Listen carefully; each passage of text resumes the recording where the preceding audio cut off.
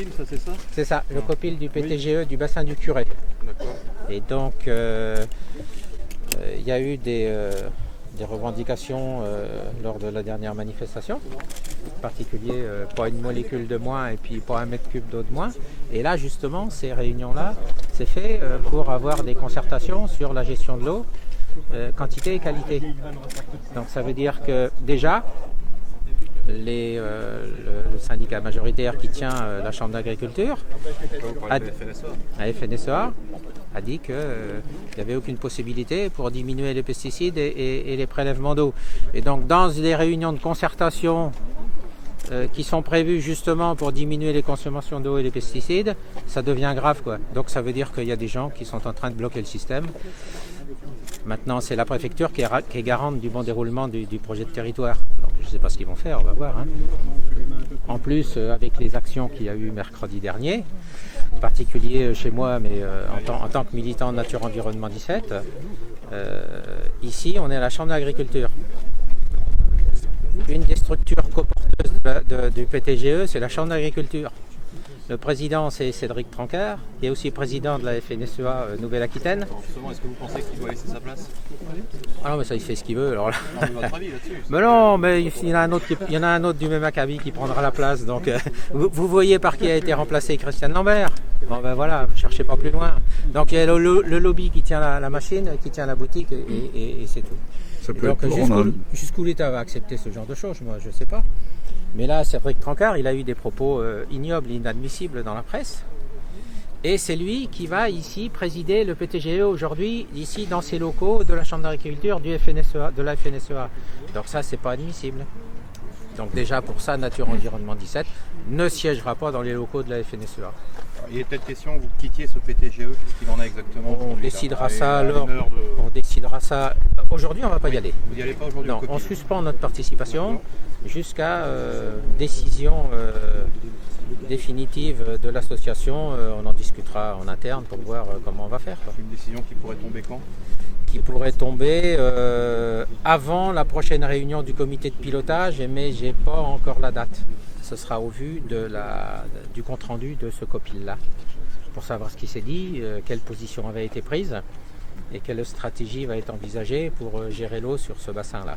La LPO France a toujours respecté les chambres consulaires, les chambres des métiers et de l'artisanat, les chambres de commerce et d'industrie, les chambres d'agriculture, et que jusqu'à maintenant, à défaut d'accord, on travaillait avec la chambre d'agriculture de Charente-Maritime et notamment avec Luc Servant, qui était un homme courtois et qui, je dirais, n'avait jamais franchi la ligne jaune. Et là, aujourd'hui, on a un président de la Chambre d'agriculture, M. Cédric Trancard. Alors, peut-être faut-il mettre ça au compte de ce manque d'expérience ou de son trop plein d'enthousiasme qui s'est permis, je dirais, de tenir des propos qui sont absolument inqualifiables, alors que des jeunes agriculteurs et de la FNSEA sont allés faire des dégradations et ont également menacé des élus et bien sûr des membres d'associations de protection de la nature comme Patrick Picot, une association de protection de la nature qui est agréée départementalement pour l'environnement et qui a plus de 50 ans d'existence. Je suis extrêmement surpris par ces propos. On franchit un palier, on franchit un niveau et ces déprédations qui sont justifiées par M. Cédric Trancard sont indignes d'un président de chambre consulaire. Et donc je le dis haut et fort, c'est pas possible. J'espère qu'il présentera ses excuses et qu'il reprendra le cours d'une relation qui, à défaut d'être partagée sur des accords, devrait voir des échanges se faire et peut-être pourquoi des voies de progrès, en tout cas nous le souhaitons. C'est quoi l'ordre du jour de cette réunion aujourd'hui là? C'est valider l'état des lieux du bassin du Curé sur lequel on est aujourd'hui, là, sur l'état des lieux environnemental, agricole, et ça va déboucher sur un diagnostic et une stratégie, parce que les PTGE, ça a été mis en place par l'État à la demande de la profession agricole majoritaire pour trouver les financements pour les réserves. C'est uniquement fait pour ça. Pas chercher plus loin. Les réserves, c'est les bassines. Hein. C'est les bassines. Cette structure de PTGE, là, elle est faite théoriquement pour avoir des résultats sur la quantité, la qualité et puis puis surtout arriver à respecter le code de l'environnement. Ce qui n'a jusqu'à présent sur ce bassin-là jamais été fait. L'État vient de prendre une décision de maintenir ce bassin en déséquilibre pendant encore 6 ans. Donc ça veut dire que la protection de ce bassin-là, elle a été repoussée à 2027 pour faire plaisir aux agriculteurs irrigants, pour continuer à prélever toujours autant d'eau. Donc ça, c'est un scandale. Ça, c'est pas possible. Donc il y a un décret qui autorise le préfet et coordonnateur de bassin de maintenir les milieux naturels en ASEC pendant encore 6 ans. Donc ça, c'est pas possible non plus, quoi. Donc après, on se dit, les associations de protection de l'environnement sont toujours en train de rouspéter, mais le déclin de la biodiversité, tout le monde s'en fout, mais c'est pas possible, quoi. Vous êtes inquiet pour la saison à venir, là, au niveau de la sécheresse? Ah oui, parce qu'au dernier comité quantitatif de l'eau, le préfet de Charente-Maritime a donné raison aux irrigants et leur a accordé les mêmes volumes d'eau. Donc ça veut dire que si on a les mêmes volumes d'eau qui sont prévus, on va avoir les mêmes conséquences sur les milieux naturels. Ce bassin-là, il est en déséquilibre permanent. On est en zone de répartition des eaux, donc ça veut dire qu'on prélève plus d'eau que le milieu naturel peut en fournir. En plus, je ne vous parle pas des problèmes de pesticides qu'il y a sur la plaine d'Aunis. Tout le monde est au courant. Pour rebondir sur les pesticides, on est quand même le département le 5e pour les achats de pesticides.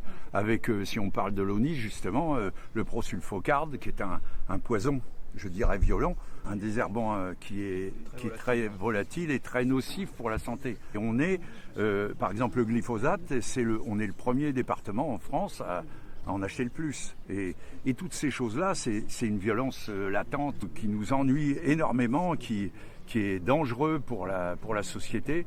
Et ça fait, je sais pas, il y a eu plusieurs plans éco-phyto, 1, 2, 3, c'est l'échec total. On a dépensé près de 600 millions d'euros sur le sujet et on en est toujours au même point.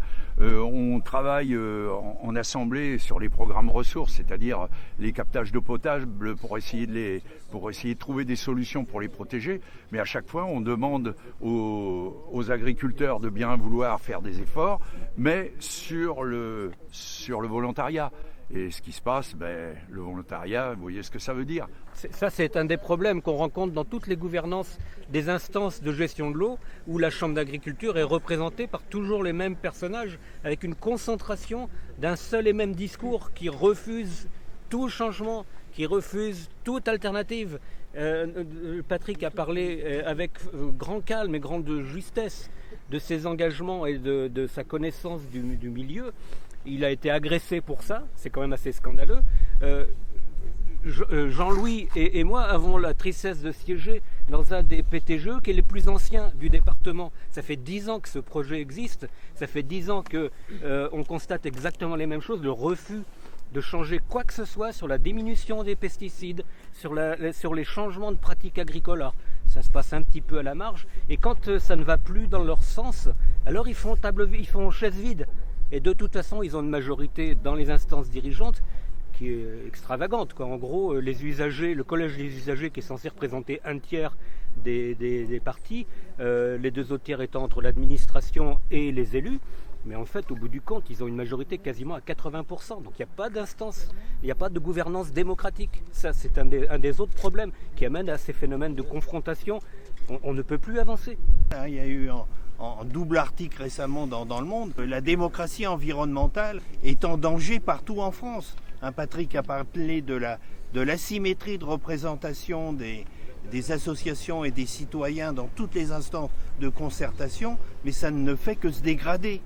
Et après, l'État s'étonne qu'effectivement il y ait des protestations très vives sur la manière dont le territoire est aménagé, et notamment pour la gestion quantitative de l'eau. Le problème de santé publique, effectivement, c'est un problème que l'on se pose. Parce qu'il y a quand même des études assez récentes et des études qui ne sont pas terminées qui disent que le développement des cyanobactéries est dans les bassines relativement important. En plus, on ne sait pas actuellement, on est incapable de différencier les cyanobactéries qui peuvent être utiles à l'homme ou qui peuvent être extrêmement nuisibles. C'est-à-dire qu'on risque effectivement des empoisonnements au travers de ces cyanobactéries. Et ça, on est incapable de l'identifier. Alors, ce sont bien sûr, on va dire, ah mais non, vous trouvez pas de malades, vous trouvez pas de... Bien sûr, puisque c'est de l'empoisonnement à long terme. Les 93 réserves de substitution qui sont en projet sur le Poitou-Charentes sont regroupées dans 9 projets, dans 9 sous-bassins. Sur ces 9 projets, on est en recours sur 8 de ces projets, recours à différents niveaux, au tribunal administratif de Poitiers, à la cour d'appel administrative de Bordeaux.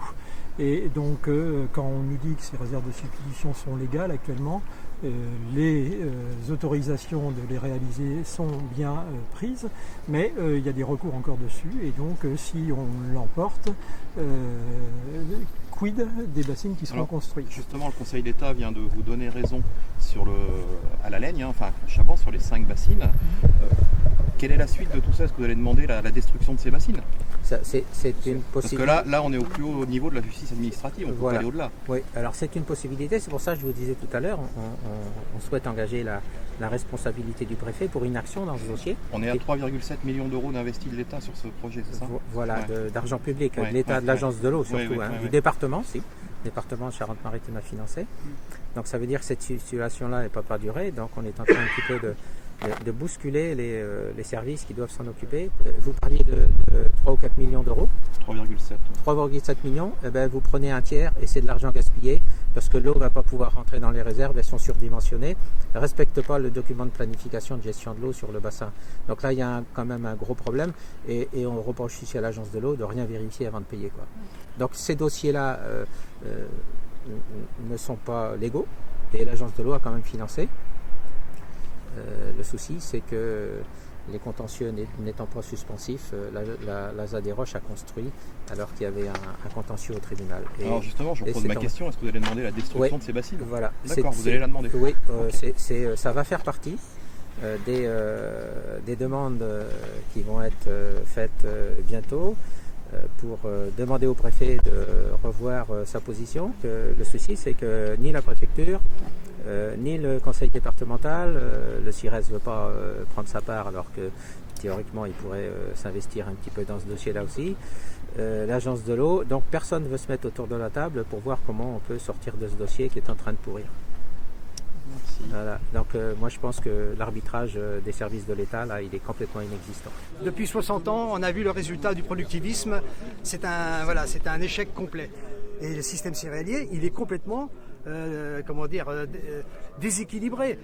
Imaginez 2 secondes, la céréale qui est dans la Beauce ou dans l'Aunis, qui va s'en aller avec des camions chez les Bretons pour nourrir les cochons. Manque de fumier, bien sûr, et de lisier. Les Bretons, avec les grosses cuves, ils vont emmener le lisier en Beauce et du compost aussi en Aunis. C'est un gaspillage monstre. Et c'est soi-disant cette nourriture-là qui est la moins chère pour les citoyens. Ben non. C'est l'agriculture que nous prônons, celle qui est cette agriculture équilibrée, cette agriculture où les hommes sont respectés, où les humains, où la nature est respectée. Voilà ce que l'on souhaite, nous, et ce qu'on voudrait faire au sein du PTGE, de pouvoir expliquer tout ça, mais ce qu'on ne peut pas faire parce que nous sommes un syndicat minoritaire et en plus, les syndicats ne sont pas représentés. C'est la Chambre qui représente l'ensemble et la Chambre qui est responsable, qui a été élue, entre guillemets, à la Chambre, c'est la FNSEA. Voilà. On laisse la solution du problème aux gens qui l'ont créé, parce que qui a créé ce problème depuis 50 ans? C'est les mêmes que ceux qui actuellement réclament de l'eau partout. Donc là, au printemps, on laisse partir 20 millions de mètres cubes à la mer en ouvrant toutes les pelles du marais Poitevin, et puis dans un mois ou 2 on va se plaindre qu'il n'y a plus assez d'eau et qu'il faut faire plus de bassines, donc c'est pas possible, on ne peut pas continuer comme ça. Qu'est-ce que vous suggérez comme autre solution?